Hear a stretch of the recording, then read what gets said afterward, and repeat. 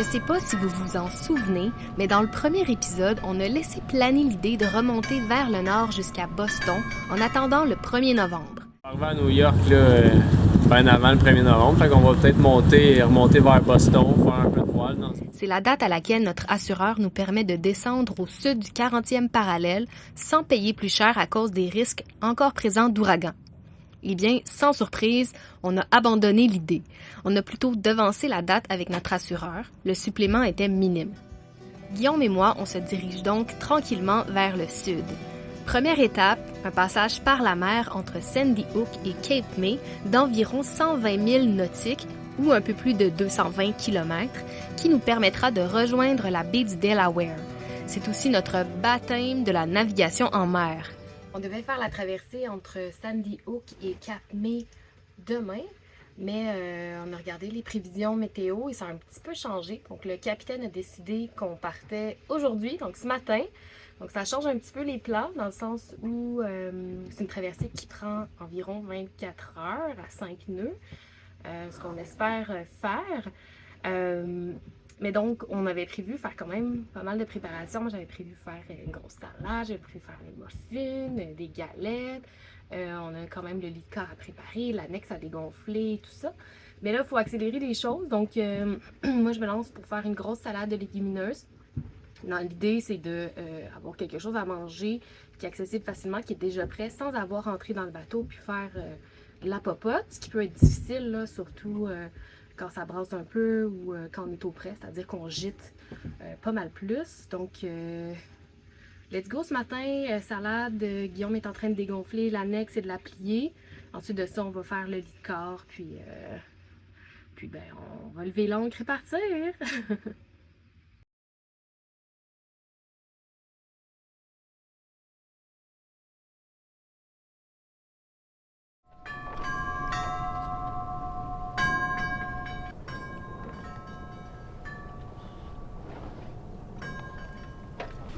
On est parti d'Atlantic Island à 10h ce matin. Il n'y a pas un super vent, je pense qu'on est encore un peu coupé par la côte. Mais génois, tout grand vol ouvert, on est comme au très bon plein. Fait que, on avance à 2,6 nœuds. Ça, c'est vrai, ça a augmenté un petit peu depuis tantôt. Le vent il augmente, il est à 5 nœuds et demi.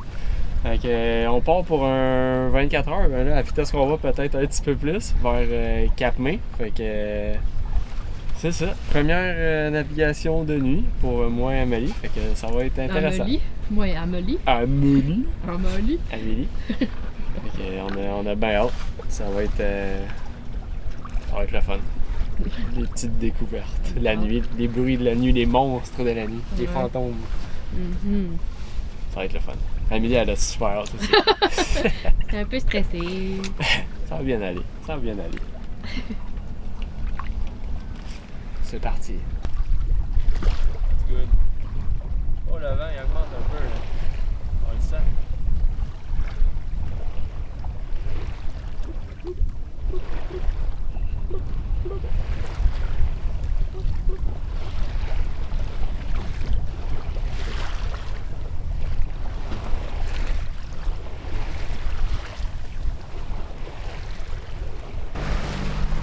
Sauf que le vent ne vient pas. On baisse les voiles, mais pas pour très longtemps. Attends, la lumière est pas belle. Ah non, c'est juste toi qui t'es là. C'est une blague. C'est bizarre parce que t'es pas comme à contre-jour. En tout cas. Après 1 heure de moteur, parce que quand on est sorti de la baie de Sandy Hook, le vent il a vraiment tombé, là. Puis bon, on s'est résigné à partir le moteur. On a fait peut-être 1 heure de moteur pour s'éloigner de la côte. On devrait à 4000 nautiques de la côte. Puis là, le vent il s'est levé comme c'était prévu dans les prévisions. Là, on a 8 nœuds de vent, mettons au travers, grand large. Puis on roule à 4,8 nœuds sur l'eau. On a un petit courant de 0,7 nœuds. On roule à 5,5 nœuds par rapport au sol. Fait que bien content, il fait beau. Là, je commençais à broyer, pas broyer du nord, là, mais j'étais comme, j'étais un peu déçu là, T'es un peu boubou. J'étais un peu boubou de faire du moteur, mais là, je suis content que la voile soit ressortie. Ça roule. En espérant que ça va durer un bon petit bout. C'est supposé, mais on va voir. Yeah!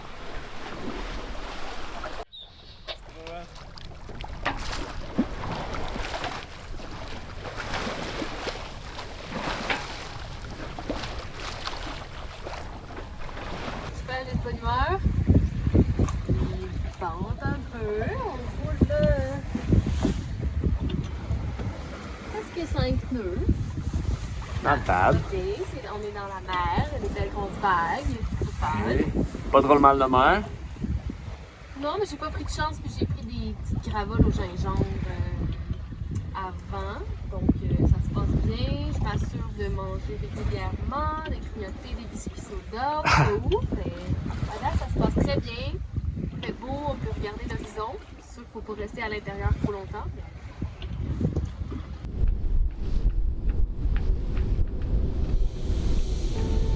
En fait, on n'a pas fini avec le temps en dents de scie. Le vent se met à souffler fort et tourne dans notre nez, ce qui n'était pas dans les prévisions météorologiques. Le vent est très instable. Pendant la journée, on lève les voiles, on les descend, on les remonte, on fait des bords, mais on doit bien se rendre compte qu'on ne progresse pas. Les vagues sont grosses et surtout rapprochées, ça cogne fort. Même à moteur, on progresse difficilement. À un moment, en fin d'après-midi, on se demande même si on devrait faire escale et reporter ce qui reste du passage en mer. On décide finalement de se rapprocher des côtes. En parallèle, le vent se calme et avec lui les vagues aussi. À la tombée du jour, les conditions sont nettement meilleures pour une traversée à moteur. À travers tout ça, on a quand même eu la chance de voir un poisson-lune de très proche. Il était à la surface, à l'horizontale, un comportement qui est normal pour cette espèce.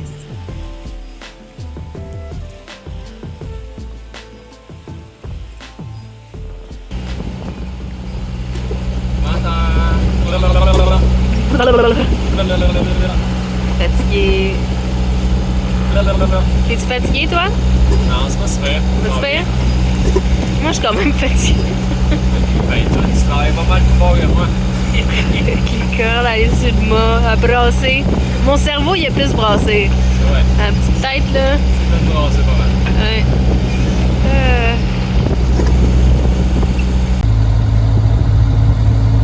Ça ressemble à ça. On regarde le soir. En haut, l'iPad avec Aquamaps. Parce que Navionics, il n'y a pas l'option de nuit. La vitesse. Le pilote à droite.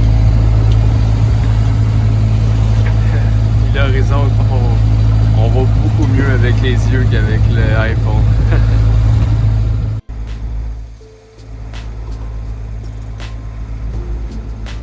On fait nos corps de surveillance, la nuit est paisible.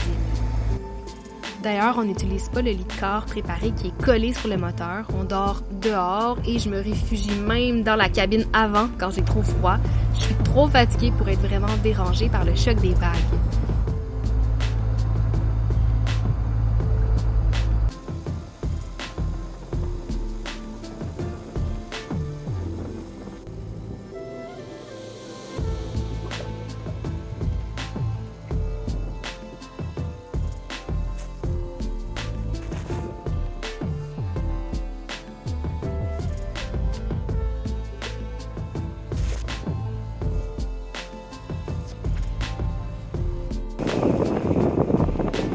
Au lever du soleil, on voit nos premiers dauphins au loin. C'est assez fatigué mais satisfait qu'on atteint l'entrée ou l'inlet de Cape May.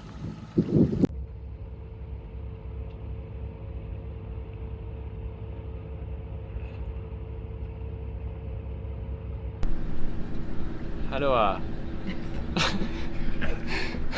T'es on bien mal habillé. Oui, c'est parce que on fait une tâche sale. On vient d'arriver à Cape May après 20 heures de moteur. On pensait faire plus de voiles, mais bon.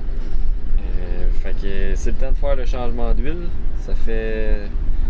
Vu qu'on fait des longues journées de plusieurs heures, là, on peut étirer un peu les changements d'huile. je le fais aux 100 heures là, dans des longues journées. Sinon, ça serait aux 60 heures si on ferait juste partir le moteur de temps en temps, monter à la voile, puis après on fait de la voile. Fait que là, c'est l'heure du changement d'huile. On pompe l'huile. Hop, on a rentré dans la gauge de diesel. Là, je suis rendu pas mal à la fin. Là, il tire de l'air. Il est quasiment vide, le moteur d'huile. Fait que on tire l'huile par un petit tube qui s'en va jusque dans le moteur. Puis ensuite, je vais aller enlever le filtre en dedans. Filtre à l'huile. On va remplir ça d'huile, mettre un nouveau filtre, remplir ça d'huile. Puis that's it. Je vais checker le niveau d'huile de la transmission aussi. Ça devrait pas avoir bougé bien. Fait que, ça ressemble à ça.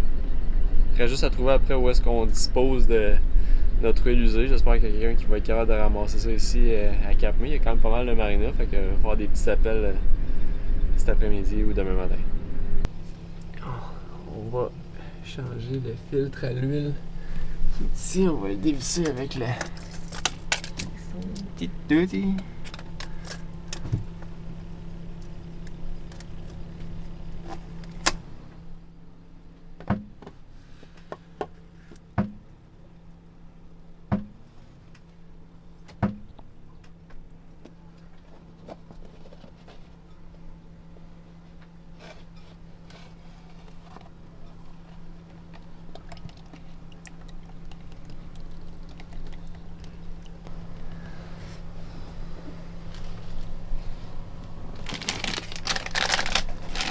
Nouveau qu'on a mis dans des sacs sous vide. Mais lui qui a plus ou moins bien marché, on va l'utiliser en premier.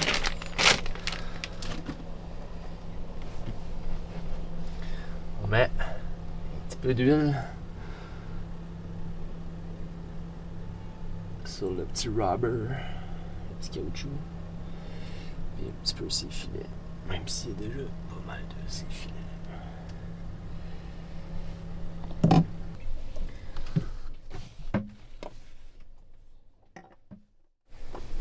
On réinstalle à la même place.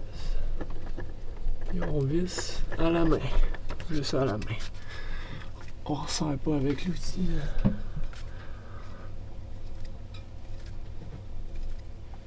Sinon, c'est trop fort pour rien. Sinon, c'est trop fort pour rien. Déjà, je le serre à la main, puis j'ai de la misère à l'enlever avec l'outil. C'est en masse.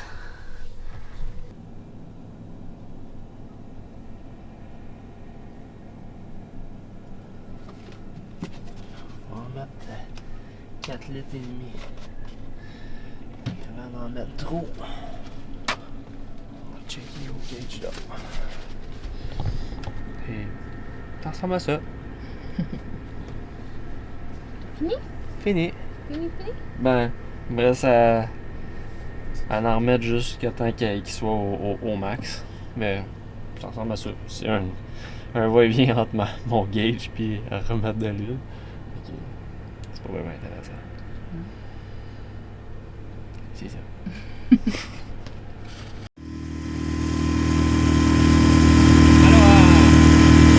On s'en va à Cape May. C'était Cape May. J'ai gazé 3 bidons de diesel, fait qu'ils nous ont permis de les s'accoster à leur quai pendant la journée. C'est South Jersey Marina, je crois. Ils sont bien gentils, bien.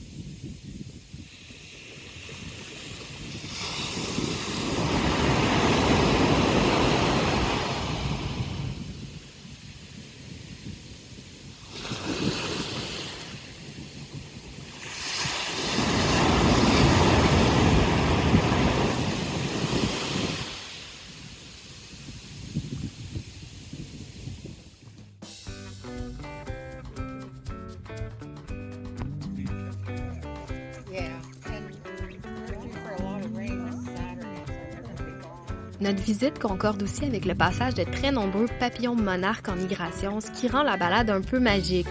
Parlant de balade, il y a de jolis petits sentiers où on peut entendre et voir plusieurs espèces d'oiseaux. Dans notre cas, c'est aussi l'occasion de prendre un petit bain de verdure qui fait beaucoup de bien.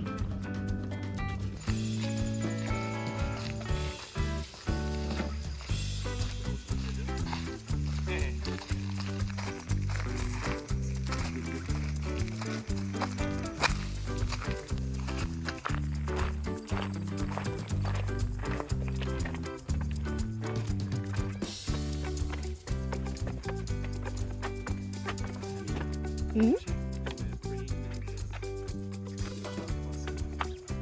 Trop fou.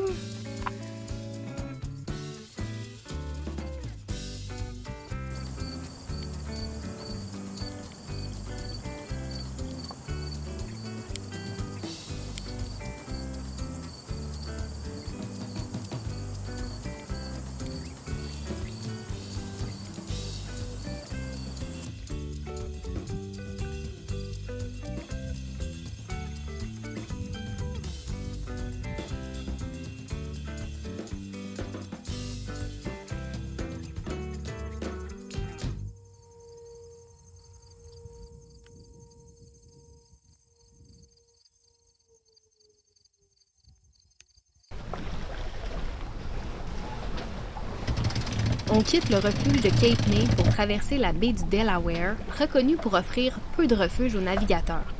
Heureusement, il annonce une première nuit particulièrement calme, alors on a peu de soucis à se faire.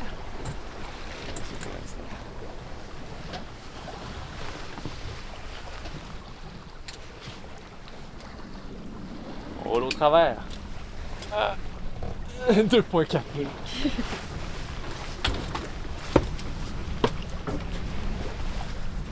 On se bat quand même contre un courant d'1.2 nœuds. On va à 3.5 sur l'eau. Mais le vent il faiblit, on est à 4 nœuds. 4.5 nœuds de vent. On va espérer que ça remonte un petit peu.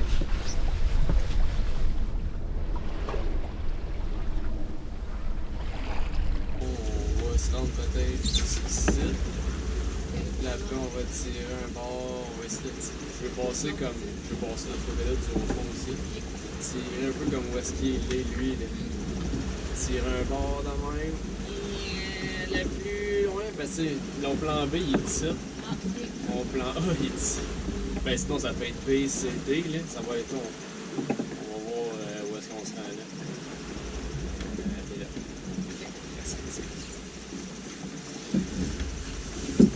je veux pas arriver dans le noir parce que à cause des trucs de crabe.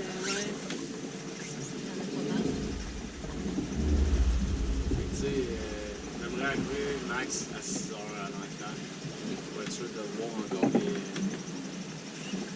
Il nous reste 5 heures.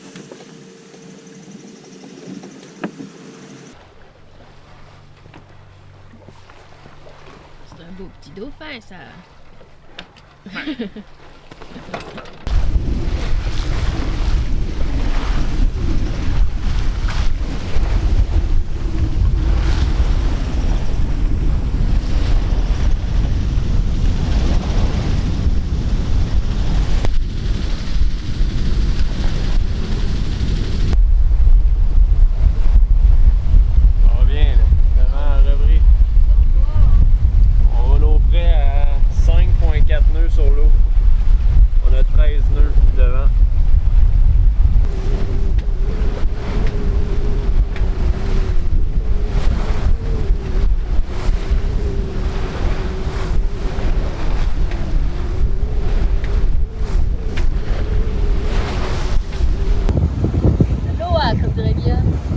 Alors,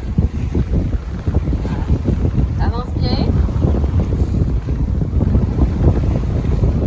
Dans la Delaware, on a vu une grosse petite marine juste à côté du bateau. J'étais à côté ici. Ça, là, j'ai vu une grosse patente beige. Je me demandais c'est quoi. Là, quand je me suis rendu compte que c'était une grosse sortie, j'étais comme.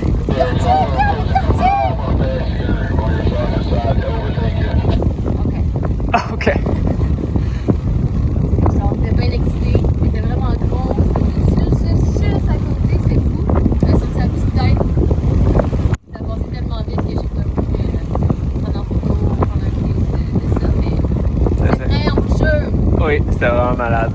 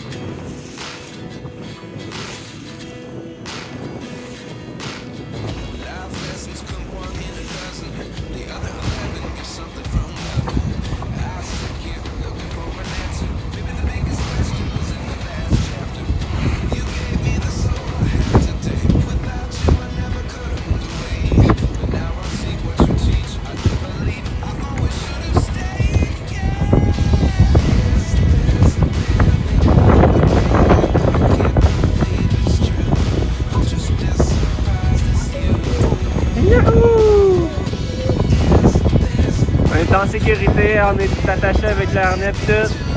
Pas il faut.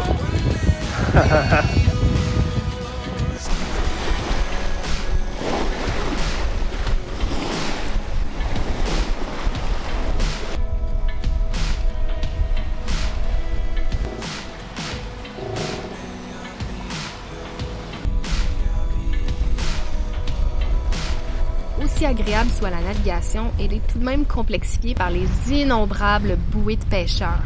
Ça demande une vigilance constante car elles sont souvent discrètes, voire carrément invisibles à cause des vagues et des rayons du soleil avant d'être à quelques mètres de nous.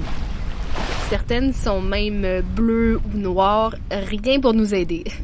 En fait, le plus grand risque, c'est qu'une corde se prenne dans l'hélice du moteur, ce qui entraînerait pas mal de désagréments.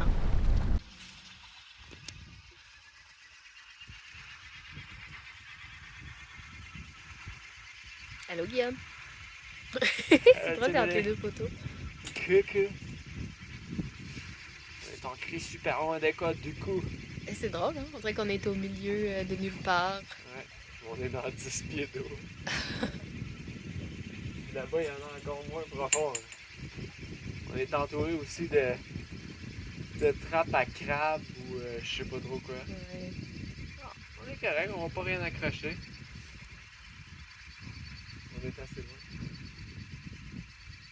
Ça fait juste spécial. On fait du barbecue. Barbecue. Des burgers qu'on mange comme une journée sur 3 à peu près. C'est tellement bon. Parce qu'on a beaucoup de propane à brûler au barbecue. C'est vrai. Regardez qu'on brûle notre propane au barbecue. Oui. Oh, barbecue. Tournez les boulettes.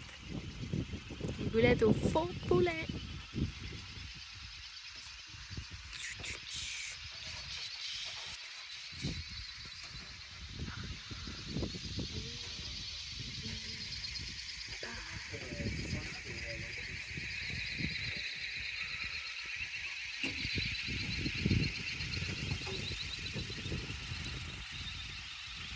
Brillante.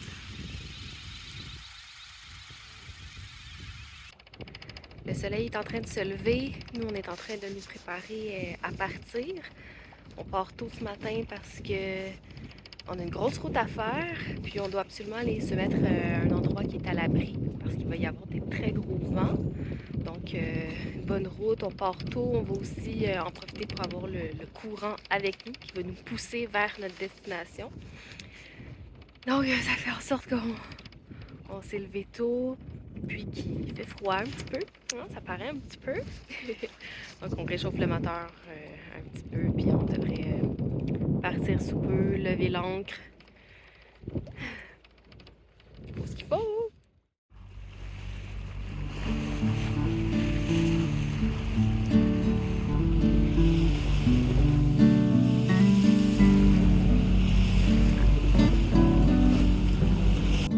Capitaine, Bonjour, bateau. quels sont les avantages d'utiliser la voile et le moteur en même temps? On va un petit peu plus vite que si on irait juste à voile, puis on va un peu plus vite que si on irait juste à moteur. Mais surtout dans des conditions comme ça où le vent est assez faible. Là. Ouais, c'est ça. On a comme 10 nœuds de vent. Fait qu'on roulerait pas le fameux 5 nœuds qu'on veut pour aller à notre ancrage.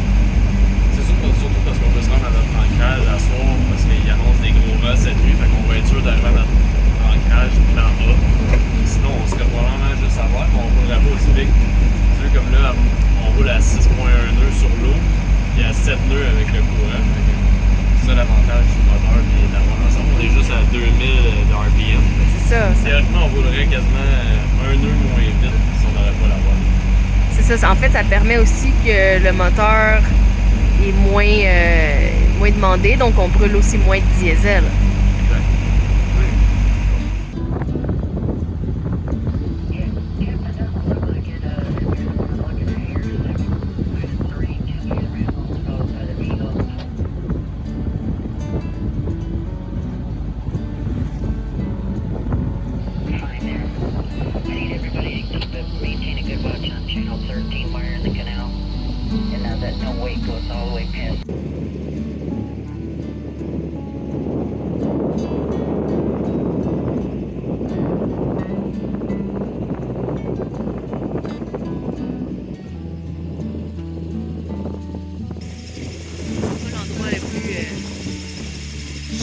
Romantique, mais on devrait être à l'abri des vents ici.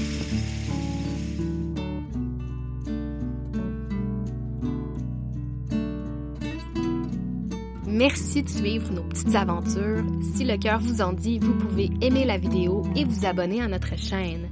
On a aussi une page Facebook. À bientôt!